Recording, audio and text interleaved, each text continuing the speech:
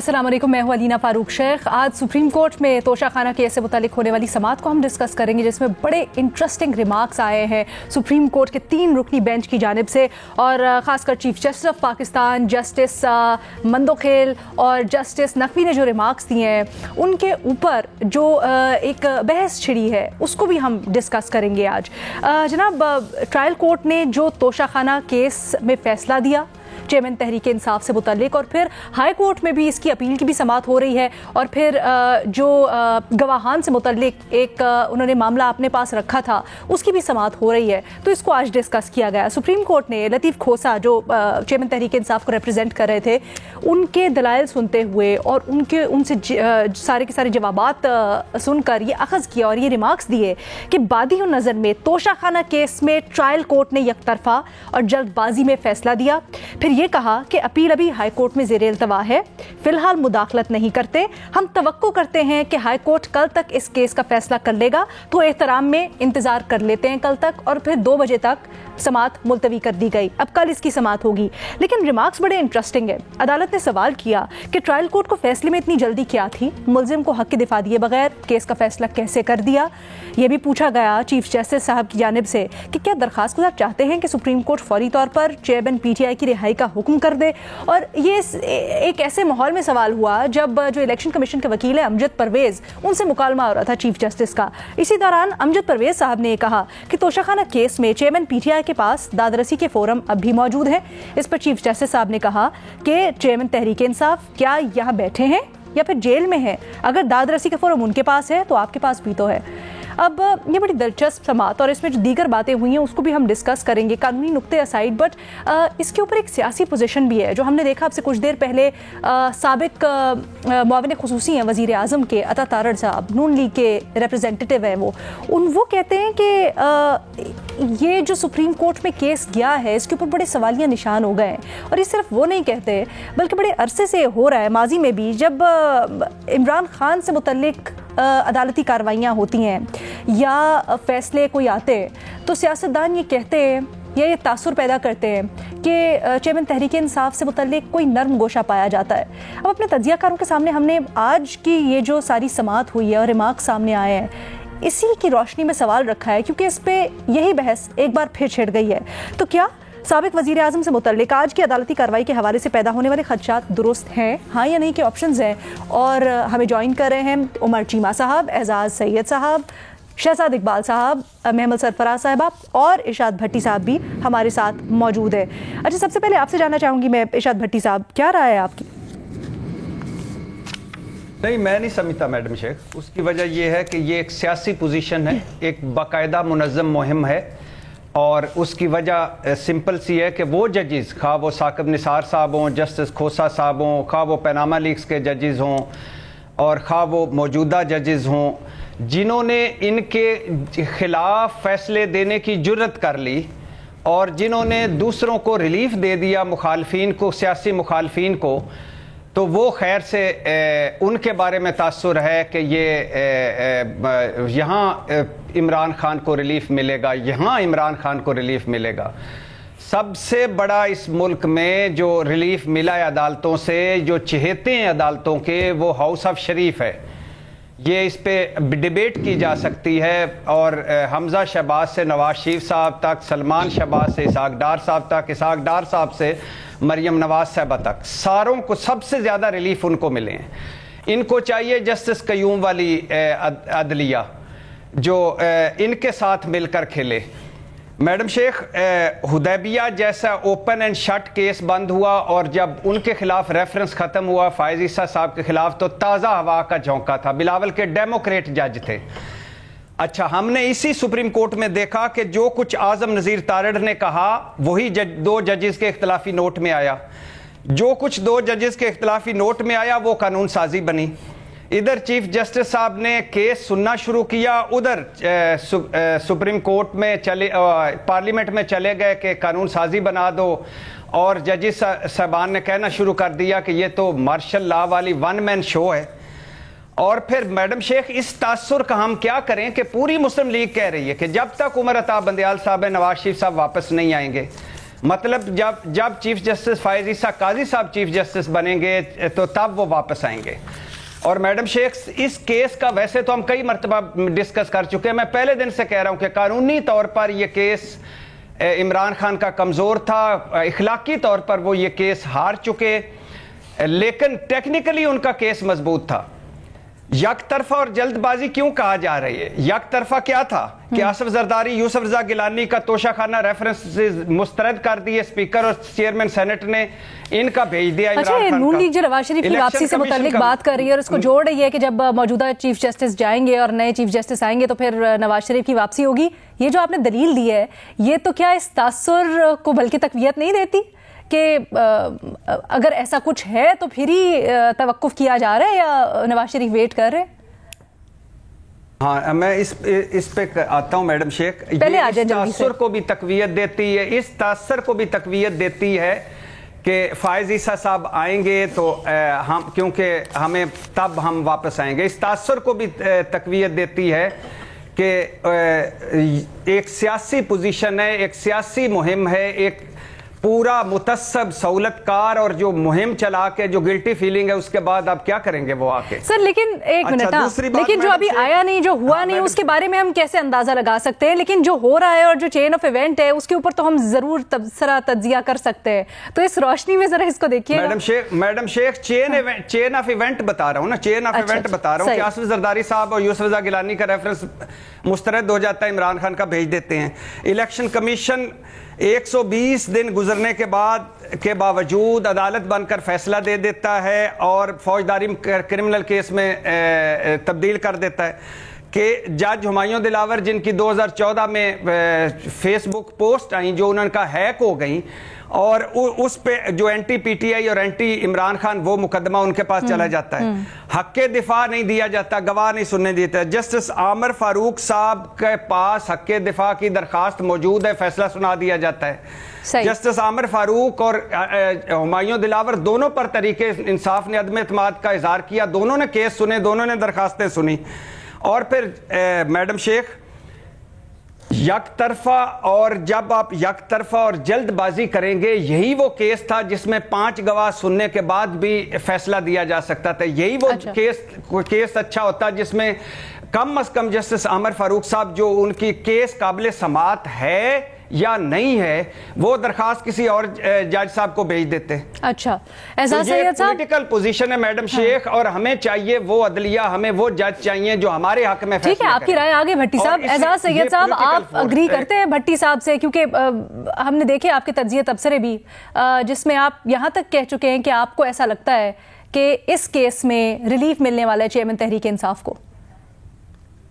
علینا بہت شکریہ. علینا, جو بھٹی صاحب نے جو تصویر کا ایک رخ بتایا ہے جو کہ بالکل ان کے مطابق ٹھیک ہے, لیکن تصویر کا دوسرا رخ بھی ہے, اور تصویر کا دوسرا رخ یہ ہے کہ جس طریقے سے بھٹی صاحب نے فرمایا کہ پی ٹی آئی کو اعتماد نہیں تھا اس جج کے اوپر, ہمایوں دلاور کے اوپر یا عامر فاروق صاحب کے اوپر, تو اسی طرح جو اتحادی حکومت تھی یا تمام اتحادی جماعتیں ہیں ان کو جناب چیف جسٹس آف پاکستان کے کنڈکٹ کے اوپر اعتراض تھا, اور پارلیمنٹ میں کھڑے ہو کر بہت زیادہ تنقید کی گئی چیف جسٹس صاحب کے اوپر بھی اور ان کے 2 ساتھی ججز کے اوپر بھی. اور آپ کو پتہ ہے کہ جس طریقے سے یہ بھٹی صاحب کہہ رہے ہیں نا کہ ان کو اعتراض تھا کہ کیس مت سنیں, اسی طرح جو سابق حکومتی جماعتیں ہیں, سابق اتحادی جماعتیں ہیں, ان کو چیف جسٹس صاحب پہ اعتراض تھا کہ وہ کیسز کے لیے فل بینچ بنائیں, وہ مخصوص ججوں کو مت چنیں. مگر چیف جسٹس صاحب نے اس وقت کی جو پارلیمنٹ سے آنے والی آوازیں ہیں ان کو نہیں سنا. یہ بات انہوں نے اگنور کی کہ پوری پارلیمنٹ کھڑے ہو کے یہ باتیں کر رہی ہے, انہوں نے جو ول آف دی پیپل ہے اس کو ریجیکٹ کیا. تو ایک بات تو کلیئر ہو گئی کہ پی ٹی آئی کو ایک ہی جج پر پورا اعتماد ہے, وہ چیف جسٹس آف پاکستان جناب عمر عطا بندیال ہیں, اور جو اتحادی جماعتیں ہیں پوری کی پوری اتحادی جماعتیں ان کو ایک ہی جج اور اس کے 2 ساتھیوں کے اوپر پورا عدم اعتماد ہے, وہ بھی ہمارے چیف جسٹس صاحب ہیں. اور دیکھ لیں کہ یہ جو دونوں باتیں ہیں, اگر ان دونوں موقف جو بھی جس پارٹی کا موقف ہے اس کو درست تسلیم کر لیا جائے تو ایک بات تو ضرور واضح ہوتی ہے کہ جناب معزز جو چیف جسٹس آف پاکستان ہے وہ کوئی نیوٹرل جج نہیں ہے. یہ بات طے ہو گئی کہ ان کا جھکاؤ ایک طرف ہے, ایک پارٹی ان کو اپنا جج تسلیم کرتی ہے, اور یہ بات بھی طے ہو گئی کہ دوسری پارٹی ان کو اپنا مخالف سمجھتی ہے. تو یہ باتیں تو دیکھیں, یہ رائٹنگ آن دی وال ہے. آج اگر آپ ٹویٹر اٹھا کر دیکھ لیں, سوشل میڈیا کے باقی پلیٹ فارمز اٹھا کر دیکھ لیں, تو پوری ایک جو کیمپین ہے وہ جناب عمر عطا بندیال صاحب کے حق میں ہے, ان لوگوں کی جو پاکستان تحریک انصاف کو فالو کرتے ہیں. اور آپ دوسری سائڈ دیکھ لیں تو ان لوگوں کی بھی ایک کیمپین ہے جو کہ اعزاز آپ ایک انڈیپینڈنٹ صحافی ہیں, یہ بہت بڑی بات ہے اگر آپ یہ کہہ رہے ہیں کہ یہ جو سیاسی جماعتوں کا تاثر ہے کہ ایک نرم گوشہ رکھا جاتا ہے چیئرمین تحریک انصاف سے متعلق اعلیٰ عدلیہ میں, وہ درست ہے. آپ اس کو تھوڑا واضح کریں ہمارے دیکھنے والوں کے لیے, کیوں؟ دیکھیے آپ دیکھیے کہ جو آڈیو لیکس آئیں, پہلی بات تو یہ ہے کہ یہ جو ٹیپنگ ہے, فون ٹیپنگ ہے, یہ بڑا غلط کام ہے, یہ نہیں ہونا چاہیے. لیکن جو آڈیو ٹیپس آئیں مختلف جج صاحبان کی بھی آئیں, کچھ ٹیلی فون کال, آپ کو پتہ ہے کہ ایک پرویز الہی صاحب کی ٹیلی فون کال ایک جج صاحب کے ساتھ آئی تھی, پھر موجودہ جو چیف جسٹس صاحب ہیں ان کے قریبی عزیز و اقارب کی ٹیپس آئی تھیں. تو توقع یہ کی جا رہی تھی کہ یہ ٹیپس غلط ہوں گی, یہ کام غلط ہے, یہ نہیں ہونا چاہیے. میں یہ توقع کر رہا تھا کہ چیف جسٹس صاحب جو ہیں فوری طور پر کہیں گے کہ اس کے اوپر ایک کمیشن قائم ہو, اس کی تحقیقات ہو, یہ ہوگا, اور ان لوگوں کو بھی سزا ملے گی کہ جنہوں نے یہ ٹیپ کیا ہے, اور یہ بات بھی سامنے آئے گی کہ یہ سب کچھ جھوٹ ہے. ہوا کیا کہ حکومت نے ایک کمیشن قائم کیا جو ہے جسٹس قاضی فائز عیسیٰ کے سربراہی میں, تو اس کے اوپر آپ دیکھ لیں اس کو روک دیا گیا. مطلب اس کا یہ ہے, جو مطلب نکلتا ہے بڑا کلیئر کٹ واضح نکلتا ہے کہ جو باتیں سرگوشیاں ہو رہی ہیں وہ جھوٹ نہیں ہے. پہلی بات تو یہ ہے کہ ٹیپنگ ٹھیک نہیں تھی, صحیح ہے, لیکن اہم بات یہ ہے کہ مس کنڈکٹ بھی ٹھیک نہیں ہے, کہ یہ بھی نظر نہیں آنا چاہیے کہ کچھ لوگ, کچھ عدالتی شخصیات کسی خاص پارٹی سے جھکاؤ کرتے ہیں, اور تکلیف سے یہ بات کہنی پڑ رہی ہے کہ جو باتیں کی جا رہی تھیں وہ باتیں ہو بہو سب سچ ثابت ہوتی رہی ہیں. اوکے اعزاز, آپ نے جو خبر شیئر کی, میں چاہوں گی ہمارے پلیٹ فارم کے اوپر بھی آپ ایک دفعہ اس کو دہرائیں, لیکن اس کے لیے میں آپ کے پاس واپس آؤں گی. شہزاد, یہ جو ہم ڈیبیٹ کر رہے ہیں, دو رائے آئی ہے اس کے اوپر, آپ کی کیا رائے ہے؟ کیا یہ جو خدشات یا تاثر ابھر رہا ہے کیا یہ درست ہے یا نہیں؟ علینا, جس موضوع پہ ہم کئی مرتبہ بات کر چکے ہیں, اور میں یہ نہیں کہتا کہ یہ موضوع اہم نہیں ہے, لیکن میں آپ کے چند منٹ لینا چاہوں گا ایک اور ایشو پر. میرے خیال سے اس پلیٹ فارم کے ذریعے ایٹ لیسٹ میں تو مبارکباد دینا چاہوں گا انڈیا کو, ان کی حکومت کو, آئی ایس آر او کو, اور پوری ان کی عوام کو, کہ ایک بہت بڑا لینڈ مارک انہوں نے اچیو کیا ہے. انڈیا چوتھا ملک بن گیا ہے جس نے مون پہ سافٹ لینڈنگ کی, اور پہلا ملک بنا ہے جس نے مون کے ساؤتھ پول پہ جا کے لینڈ کیا ہے, جس کے حوالے سے بڑی سائنسی تحقیق کہتی ہے کہ وہاں پہ شاید ریزروز بھی ہیں پانی کے, خیر وہ تو بعد میں پتہ چلے گا. تو میرے خیال سے وہ مبارکباد کے مستحق ہے. 615 کروڑ روپے کا یہ پروجیکٹ تھا, چندریان 3 کا پہلے فیل ہوا 2019 میں, چندریان 2. تو میرے خیال سے انہوں نے جو انویسٹمنٹ کی ہے اپنے لوگوں پہ سائنس اینڈ ٹیکنالوجی میں, اسپیس سینٹرز میں, اس کے نتائج آج وہ دیکھ رہے ہیں. ایک سمبولک اچیومنٹ ہوتی ہے کسی بھی ملک کے لیے. اس سے پہلے 3 طاقتور ملک دنیا میں کر چکے ہیں, امریکہ, روس اور چائنا. اب شاید انہوں نے بھی تھوڑا ایک بیک فٹ لے لیا ہے, کیونکہ اس پہ پیسہ بہت خرچ ہوتا ہے ٹیکس پیئر کا, اسی لیے اس پہ باہر ممالک میں تنقید بھی ہوتی ہے کہ اتنا پیسہ عوام پہ لگانے کے بجائے آپ اسپیس ریسرچ میں لگاتے ہیں. بٹ میرے خیال سے بہت بڑی اچیومنٹ ہے, اور جیسے میں کہتا رہا ہوں, ایک طرف جہاں پہ بڑی خوشی بھی ہے ان کے لیے کہ انہوں نے یہ لینڈ مارک اچیو کیا ہے, افسوس بھی ہوتا ہے, دکھ بھی ہوتا ہے کہ ہم اس وقت کہاں کھڑے ہیں. میں کئی مرتبہ اس پروگرام میں یہ بات کر چکا ہوں کہ ہم جیسے لوگ ہیں, almost similar culture, similar background, ہو سکتا ہے ان کا بیسک آئی کیو لیول بھی ہمارے برابر ہو, لیکن آج ہم کہاں ہیں اور وہ کہاں ہیں. ان کی اچیومنٹ دیکھ کے خوشی ہوتی ہے, لیکن یہ دیکھ کے افسوس ہوتا ہے کہ ہم کہاں پر ہیں. ہم اپنے بجٹ سے بمشکل اس وقت قرض کی ادائیگی کر پا رہے ہیں, تو کب ہم یہ ملینز آف ڈالر اپنے اسپیس ریسرچ پہ لگائیں گے, اس کا علم نہیں ہے کہ ہم کوئی ایسی نہ صرف اسپیس ریسرچ, وہ تو بڑی آگے کی بات ہے شہزاد, بالکل درست آپ نے نشاندہی کرے. ہم تو یہاں پر ابھی تک ایجوکیشنل ریفارمز نہیں کر پائے, ہم ایجوکیشن اور ہیلتھ کیئر کے لیے کتنا, آپ بالکل صحیح کہہ رہے ہیں, لیکن مسئلہ یہاں پر یہ ہے کہ اگر ہماری ترجیحات درست ہوں اور ہم ان مسئلے مسائل سے باہر نکلیں تو پھر ہم آگے کچھ سوچیں اور دوسروں سے کمپیئر کریں. ہم تو اس وقت کسی پوزیشن میں ہی نہیں ہے ہم ہمسایہ ملک سے کمپیریزن کریں.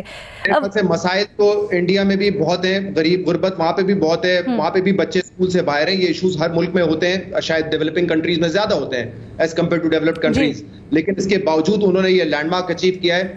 ہمارے لیے سیکھنے کے لیے بہت کچھ ہے.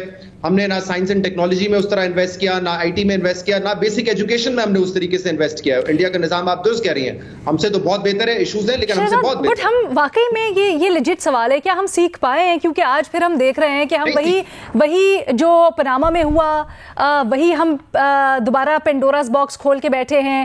توشہ خانہ میں بھی اسی کی جھلک نظر آتی ہے. سوال کر رہے ہیں کہ کیا پاناما کی ہسٹری دہرائی جا رہی ہے. پھر سپریم کورٹ سے آج جس طرح کے ریمارکس آئے اس کے اوپر خدشات کا اظہار ہو رہا ہے. تو اس روشنی میں اس کو کیسے دیکھتے ہیں؟ I would disagree with you. اس طرح کے پولیٹیکل مسائل, سوشل فیبرک تباہ ہونا, وہاں پہ ایک مذہب کو بڑھاوا دینا یا ایک مذہب کو کے خلاف ایکشن لینا اور سیاست ان کی, وہ بھی بہت گندی ہے. ایسی بات نہیں ہے, میرے خیال سے پیرالل نہیں ہے. لیکن ہم کمپیریزن ڈرا بھی نہیں کر رہے, ہم ذرا اپنے مسائل کی طرف آ کے بات کر رہے ہیں. آ جاتے بنیادی سوال کی طرف, آگے بڑھ سکیں گے نا. ہاں ہمارے پاس ٹائم تھوڑا کم ہے. آ جائے جو پیرالل ہمیں ڈرا کرنا ہے اور جو سیکھنا ہے وہ یہی ہے کہ ان مسائل کے باوجود India has emerged to be a strong economy جس نے ترقی کر کے دکھائی ہے. یہ مسائل کے کرپشن کے, سیاست کے اپنی جگہ پہ موجود ہیں. اب ہمیں دیکھنا ہے کہ کہاں پہ ہم نے لوپ ہولز ان سے زیادہ چھوڑے جو ہمیں فل کرنے کی ضرورت ہے. جہاں تک آپ کا سوال ہے, یہ بالکل پی ڈی ایم کا الزام لگتا رہا ہے کہ پاکستان تحریک انصاف کو غیر معمولی سپورٹ ملتی رہی ہے چیف جسٹس سپریم کورٹ کی جانب سے, اور ایک دو چند ججز کا وہ نام لے کے کہتے رہے کہ وہ ہمارے خلاف ہیں, ان کو سپورٹ کرتے ہیں. اس کے علاوہ اس وقت تحریک انصاف کا یہ اعتراض ہے کہ جو چیف جسٹس اسلام آباد ہائی کورٹ ہیں وہ ہمارے خلاف ہیں اور وہ جو ہے ہمارے کیسز کو نہیں سن رہے, اس میں تاخیر کر رہے ہیں. جب ٹرائل کورٹ میں فیصلہ آنا تھا اس سے پہلے ہماری کچھ درخواستیں تھیں, اس کا فیصلہ نہیں کیا گیا, تو پاکستان تحریک انصاف ان پہ الزام لگا رہی ہے. اور اس وقت انٹرسٹنگلی جو پی ڈی ایم جماعتیں تھیں بشمول نون لیگ, یہ ان جج صاحب کے ساتھ کھڑی ہے اسلام آباد ہائی کورٹ کے چیف جسٹس. جبکہ کچھ عرصے پہلے جب جی بی کے سپریم کورٹ, جب جی بی کے جج نے, رانا شمیم صاحب نے اٹیک کیا تھا ایک جج کے اوپر, تو وہ بھی وہی جج تھے اور اس وقت نون لیگ ان کے خلاف کھڑی ہوئی تھی. آج کیونکہ ان کو لگ رہا ہے کہ یہ جج صاحب تحریک انصاف کے خلاف فیصلے دے رہے ہیں, تو وہ پھر ان جج صاحب کے حمایت میں آ کے کھڑے ہو گئے. اور تحریک انصاف جو اس وقت ان جج کو صاحب کو سپورٹ کر رہی تھی, آج وہ اسلام آباد ہائی کورٹ کے چیف جسٹس صاحب کے خلاف بات کر رہی ہے. تو میرے خیال سے یہ سیاست دونوں طرف سے کھیلی جاتی ہے. فیصلے آپ کے خلاف آتے ہیں تو آپ کو تکلیف ہوتی ہے, فیصلے آپ کے حق میں آتے ہیں تو آپ کو تو دوسروں کو تکلیف ہوتی ہے. میرے خیال سے جو دیکھنے والی بات ہے, جو میری تنقید ہے وہ چیف جسٹس سپریم کورٹ کے جو انتظامی اختیارات ہیں اس کو لے کے جو تنقید ہے وہ میرے خیال سے زیادہ اپروپریٹ ہے. بینچ بنانے کا طریقہ ہے, اس پہ سوالات اٹھائے ہیں, بینچ کے اندر سے سوالات اٹھے ہیں, سپریم کورٹ کے اندر سے سوالات اٹھے ہیں.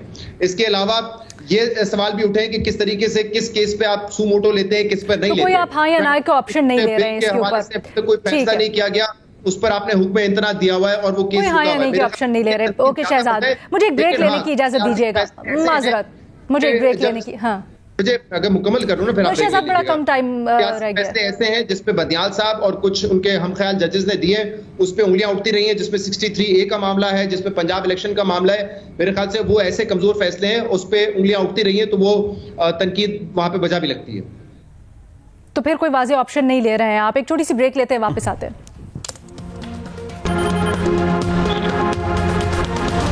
توشہ خانہ سے متعلق جو معاملہ ہے وہ سپریم کورٹ میں پہنچا ہے اور سیاستدان اس کے اوپر بڑے خدشات ظاہر کر رہے ہیں, خاص کر آج کے ریمارکس آنے کے بعد. تو جو سابق وزیر اعظم سے متعلق نرم گوشہ رکھنے کا ایک تاثر اور ایک خدشات ظاہر کیے جا رہے ہیں, کیا وہ درست ہے؟ اپنے تجزیہ کاروں کے سامنے سوال رکھا ہے. محمل, کیا رائے آپ کی؟ جی الینا, یہ تاثر تو بالکل درست ہے, کیونکہ ہم نے دیکھا ہے کہ آپ آج کی اگر آبزرویشنز ہی دیکھ لیں کہ ان آبزرویشنز کی وجہ سے جو بدیال صاحب کی خاص طور پہ ہیں, اس سے یہ معاملہ جو ہے یہ الجھایا گیا ہے لیگلی. جب یا تو آپ ویٹ کر لیتے کہ اسلام آباد ہائی کورٹ کا کیا فیصلہ آنا ہے, تو اس کے بعد یہ معاملہ آپ کے پاس, تو تب آپ اپنا مائنڈ ڈسپلے کرتے نا. لیکن آج کیا ہوا ہے کہ چیف جسٹس آف پاکستان نے اپنا مائنڈ ڈسپلے کر دیا, یعنی کہ انہوں نے بتا دیا کہ وہ اس کے بارے میں کیا خیالات رکھتے ہیں.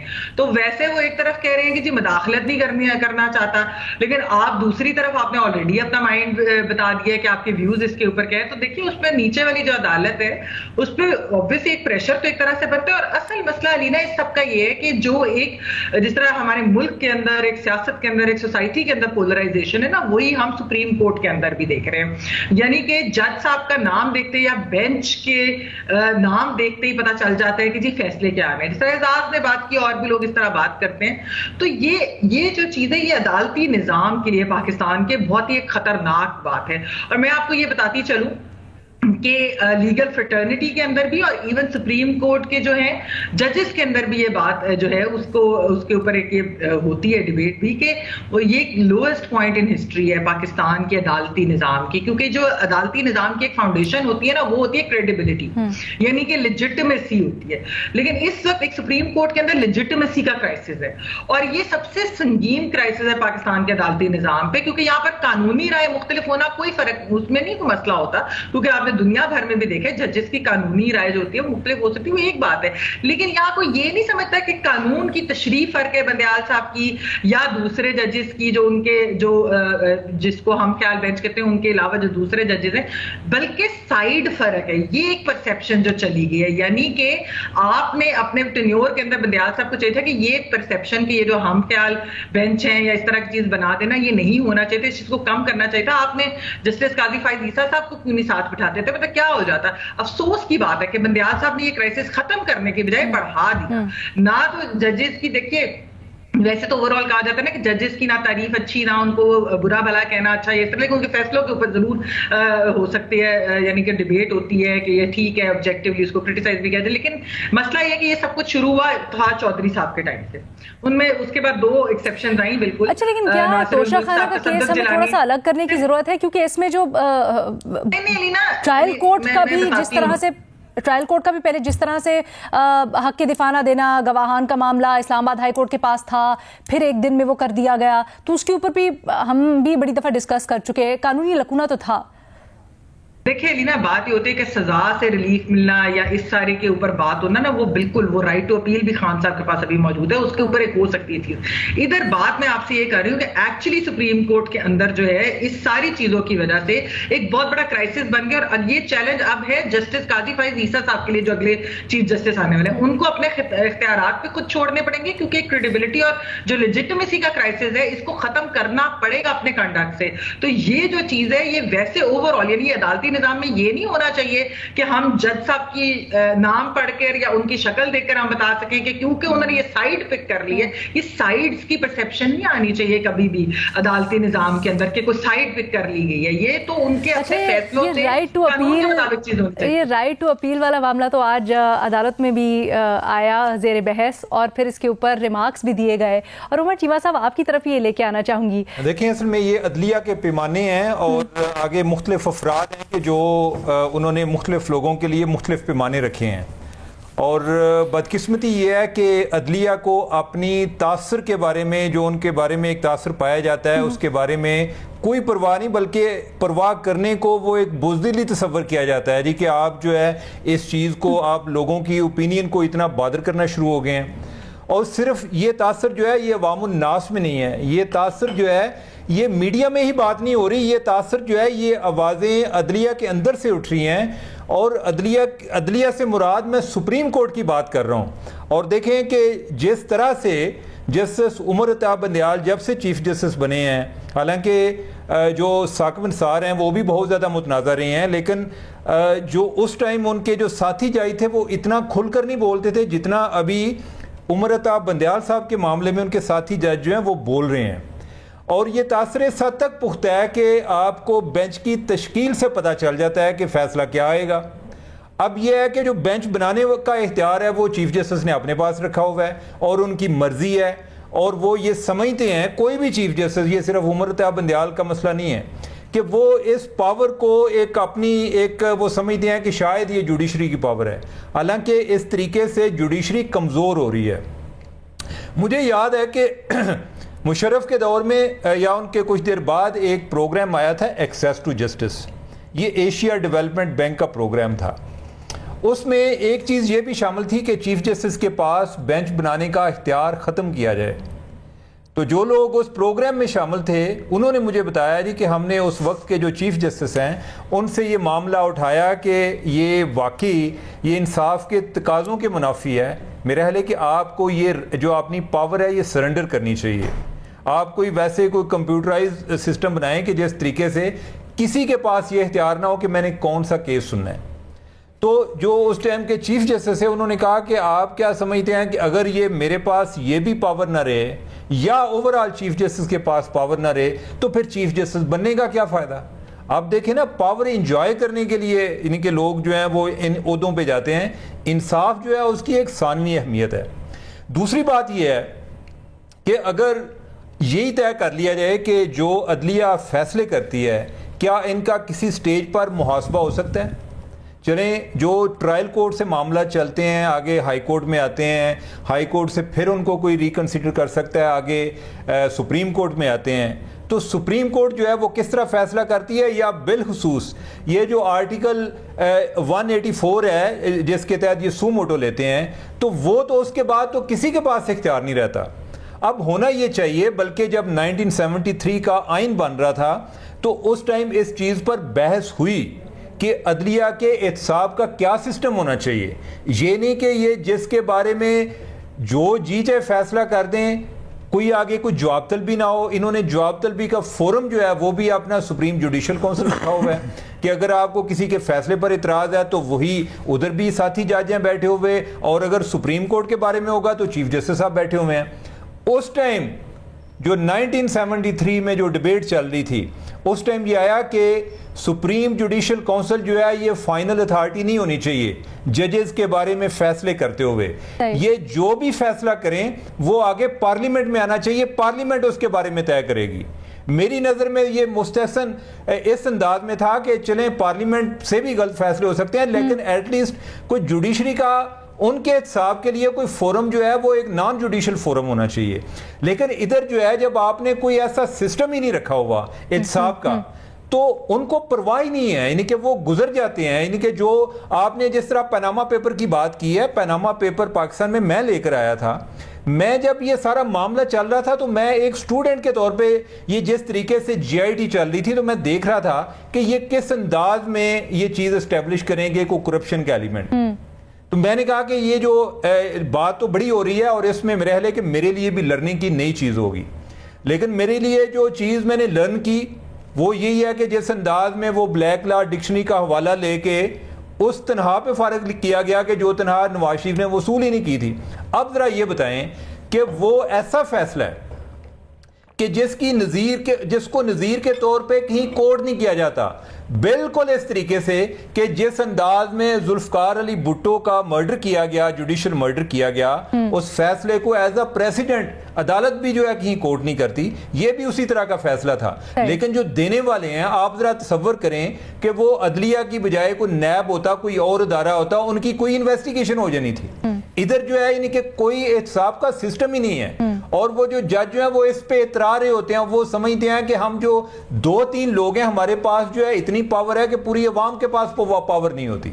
تو یہ اس کے لیے کوئی جب تک احتساب کا نظام قائم نہیں ہوگا, مجھے نہیں لگتا کہ عدلیہ جو ہے وہ یہ جو پرسیپشن بلڈ ہو رہی ہے اس کو بہت زیادہ اہمیت دیتی ہے. ہمارے ہاں جو المیہ یہ ہے کہ عدلیہ اپنا کام چھوڑ کے باقی کام کر رہی ہوتی ہے اور باقی سارے ادارے جو ہیں وہ عدلیہ کے بارے میں پریشان ہوتے ہیں. تو اس کے لیے جب تک کوئی اکاؤنٹیبلٹی کا سسٹم عدلیہ کے بارے میں نہیں ہوگا, ہمارے اس طرح کے آئندہ کئی پروگرام ہو سکتے ہیں. بالکل صحیح. ارشاد بھٹی صاحب آپ کچھ کہنا چاہیں گے؟ جی میڈم شیخ, وہی کہنا چاہوں گا کہ یہ یہاں بالکل یہ ایک پولیٹیکل کمپین ہے. فیصلہ جو جج جس کے حق میں فیصلہ کرتا ہے وہ بلے بلے, حق کی فتح, سچ کی فتح. یہی عمر عطا بندیال صاحب تھے, 2 جج صاحبان تھے جنہوں نے رات کو عدالتیں کھولی. تھوڑا سا اس سے آگے بڑھتے ہیں نا بھٹی صاحب, ابھی باقی سارے پینلسٹ نے بڑی اچھی طرح مثالیں دے کے بتایا. محمد نے بتایا کہ آج جس طرح سے سماج چلی اس میں مثال دوں گا نا, اس میں میرٹس ڈسکس نہیں کرنے تھے. اب ہائی کورٹ کے پاس کیا بچا کل؟ نہیں, آپ سنیے تو صحیح نا. ہائی کورٹ کے پاس جو کچھ بچا ہے یا نیچے ٹرائل کورٹ کے پاس یا سیشن کورٹ کے پاس جو کچھ بچا ہے وہ انہوں نے بچا دیا اور سارا کر دیا نا.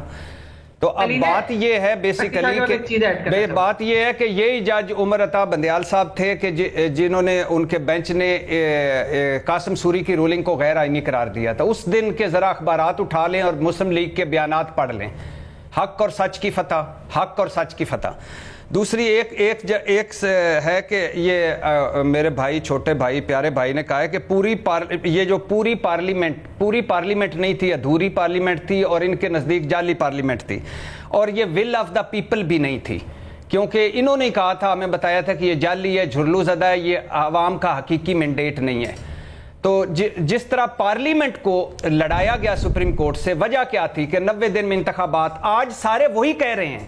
جب قومی اسمبلی کا نا پیپلز پارٹی جدوجہد کرنے پہ آ رہی ہے, حافظ حمداللہ صاحب نے کہا ہے کہ ایک دن سارے الیکشن کر رہے ہوں گے اور سارے کر رہے ہیں, تو میرا مختصر کریں تو جو ان کو جج وہی اچھے ہیں جو ہمارے حق میں فیصلے دیں, ہمارے مخالفین کو اندر کریں.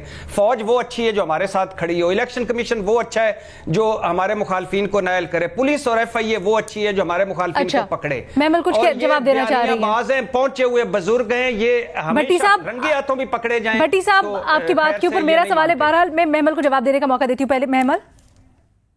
علینا, جس طرح میں نے بات کی تھی نا کہ افتخار چودھری صاحب کے ٹائم یہ سٹارٹ ہوئی, 2 ایکسیپشن میں نے مینشن کر دی تھی, ناصر الملک صاحب تو صدق جیلانی صاحب. لیکن مسئلہ کیا ہے, افتخار چودھری صاحب کے ٹائم آپ دیکھیں جو ہوتی تھی, کوئی چیز ہوتی تھی پیپلز پارٹی کے خلاف وہ ایک چیز شروع کر دیتے تھے. ٹھیک ہے, پتا ہوتا تھا کہ افتخار چودھری صاحب نے یہ چیز کرنی ہے. اور اب یہ جو ریسنٹ ہے, مطلب ثاقب نثار صاحب کا وہ پینما اور وہ باقی ساری چیزیں بھی دیکھیں, اور اس کے علاوہ بھی ان کا ٹریک ریکارڈ دیکھیں, پھر آپ بندیال صاحب کا بھی ٹریک ریکارڈ دیکھیں. یہ ایک آدھی سرپرائز جو 5-0 والی جو بھٹی صاحب مینشن کر رہے ہیں, ہاں بیچ میں سرپرائز بھی آ گئی, لیکن پھر آپ ان کا پورا ٹریک دیکھیں, کون سے بینچز بنے, کس کو بٹھاتے تھے, کیا فیصلے آتے تھے, پتا ہوتا تھا, ہر کوئی پریڈکٹ کر رہا ہوتا تھا. تو یہ پریڈکٹیبلٹی تو جو ہے یہ نہیں ہو سکتی نا سپریم کورٹ کے اندر, یعنی کہ انصاف کا یہ تقاضا ہی نہیں ہے کہ آپ پریڈکشن کر سکتے ہیں.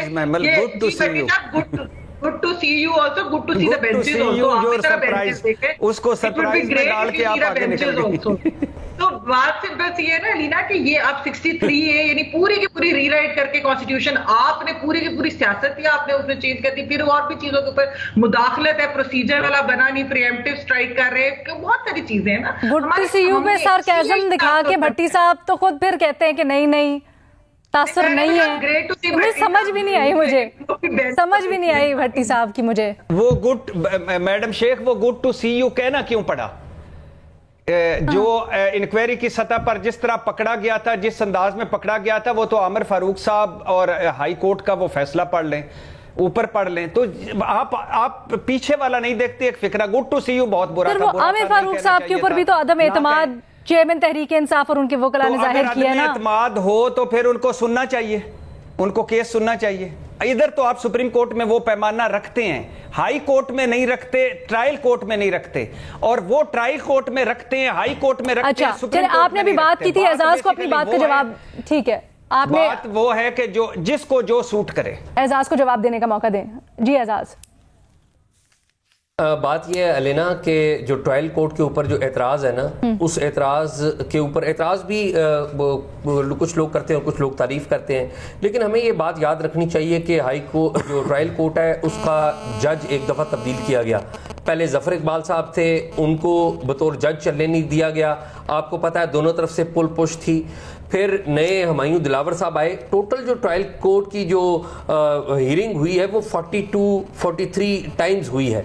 عمران خان صاحب کو بار بار وہاں پر بلایا گیا ہے. ٹوٹل وہ 4 یا 5 دفعہ وہ وہاں پر آئے ہیں.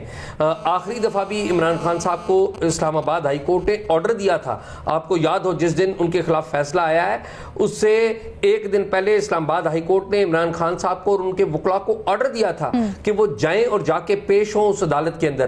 لیکن نہ تو ان کے جو وکیل ہیں وہ وہاں پر آئے, نہ عمران خان صاحب وہاں پر آئے. ایشو وہی ہے کہ جو جج صاحبان آپ کے خلاف فیصلہ دیں وہ سب سے برے ہیں.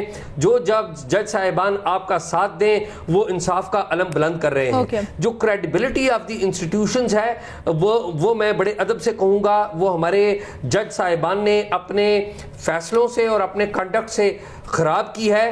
لوگ ایک طرف کے ہوں یا دوسری طرف کے ہوں, جب آپ ان کے ساتھ کھڑے ہوتے ہیں تو تبھی آپ کو اچھا کہتے ہیں. اور اوورآل یہ جو امیج عدلیہ کے حوالے سے آیا ہے، عام آدمی کا امیج اس سے بھی زیادہ خراب ہے. آپ بڑے بڑے لوگوں کو تو انصاف دے دیتے ہیں، نواز شریف کو انصاف مل جائے گا، عمران خان کو انصاف مل جائے گا، پرویز مشرف صاحب کے اوپر غداری کا مقدمہ اس کا فیصلہ آ جائے گا، اور بعد میں لاہور ہائی کورٹ کے بعض جج صاحبان بیٹھ کر اس کو سیٹ اسائڈ کرنے کی بھی کوشش کریں گے اور کریں گے، لیکن کس کو انصاف نہیں ملے گا؟ عام آدمی کو انصاف نہیں ملے گا. اچھا اعزاز مجھے یہ بتائیں گا، اور 35 سال وہاں پر دھکے کھاتا رہے گا. اعزاز مجھے یہ بتائیں، جب آپ یہ بات کہتے ہیں، جب آپ اس بات کا اظہار کرتے ہیں کہ آپ کو لگتا ہے کہ چیئرمین تحریک انصاف کو توشہ خانہ کیس میں سپریم کورٹ سے ریلیف ملے گا، تو آپ خبر کی بنیاد پر کہہ رہے ہیں یا آپ اسی تاثر کی بنیاد پر کہہ رہے ہیں؟ دیکھیں، یہ بات اسلام آباد کے جو ایوان ہیں ان میں بہت ساری سرگوشیاں ایسی ہوتی رہتی ہیں اقتدار کے ایوانوں میں، اور بہت ساری چیزیں پتہ چلتی رہتی ہیں کہ کیا ہونے جا رہا ہے. اور یہ اس سے بھی زیادہ افسوسناک باتیں ہیں کہ میں اور عمر چیمہ جو ٹاک شاک میں کئی باتیں ہمارے معزز ججز صاحبان کے حوالے سے اور ان کے متوقع فیصلوں کے بارے میں بھی کرتے رہے ہیں، اور یہ بڑی تکلیف سے میں باتیں کہہ رہا ہوں کہ وہ ساری باتیں ٹھیک بھی ثابت ہوتی رہی ہیں.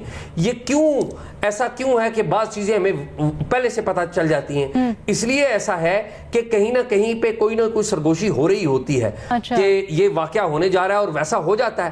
اصل انصاف کا تقاضا تو یہ ہے کہ قانون کے قاعدے کے مطابق ساری چیزیں ہوں اور کسی کو کچھ پتہ نہ چلے. تو آپ کو لگ رہا ہے کہ اب میں ایک ریلیف مل جائے گا؟ میں ایک آخری بات کروں گا کہ وہ کسی نے کہا تھا کہ ہے فیصلہ خود باعث توہین عدالت، ہے فیصلہ خود باعث توہین عدالت، کچھ کہہ کر میں توہین عدالت نہیں کرتا. اوکے شہزاد. جی علینا، دیکھیں ماضی کی تو بہت ساری مثالیں، جیسے میں نے کہا 63A کی تشریح آپ اٹھا کے دیکھ لیں، پنجاب میں جو الیکشنز والے معاملات تھے ان کو اٹھا کے دیکھ لیں، جہاں پہ آپ کو نظر آتا ہے کہ ایک ری رائٹنگ آف کانسٹیٹیوشن ہوا ہے، تو وہاں پہ تو آپ انگلیاں اٹھا سکتے ہیں. لیکن میرے خیال سے آپ بار بار سوال میں جو کہہ رہی ہیں کہ عمران خان کو اس کیس میں ریلیف مل جائے گا، آپ کسی بھی قانونی ایکسپرٹ کو لے کے سن لیجئے، جب سزا 3 سال سے کم ہو تو بہت آسانی سے آپ کا جو سینٹنس ہے وہ سسپینڈ ہو جاتا ہے.